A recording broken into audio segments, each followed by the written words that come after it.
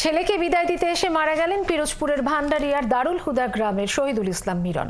সৌদিগামী ছেলে মুনিম জমাদ্দারকে বিদায় দিতে ছেলে সহ ভান্ডারিয়া থেকে রবিবার রাতে ঢাকায় আসেন মিরন।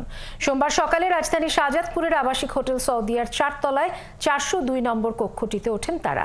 দুপুরে হোটেল সৌদিয়ার 6 তলা ভবনের 2য় তলায় অগ্নিকাণ্ডের ঘটনা ঘটে। এ সময় ছেলে মুনিম জমাদ্দার ও তার শ্যালক হিরণ তালুকদার কাজের জন্য বাইরে গেলেও রুমে ছিলেন মিরন।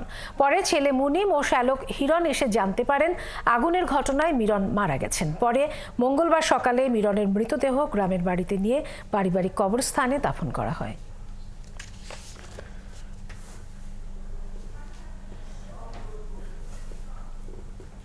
আলাগো বলছি যে আমার রুমে লোক আছে, কিন্তু কেউই ওই লোকের কাছে যায় নাই, সবাই আগুন নিভাবার জন্য ব্যস্ত।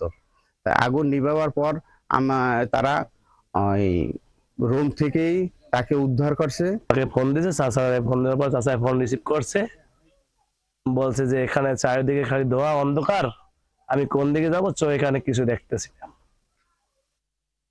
এটা বলার পরে হয়তো ব্যাপার আর কথা হয় নাই। মহান সৃষ্টিকর্তা তার পিতাকে বিদেশে পাঠানোর আগেই তাকে দুনিয়া থেকে নিয়ে গেল। এলাকার মানুষ অত্যন্ত দুঃখিত।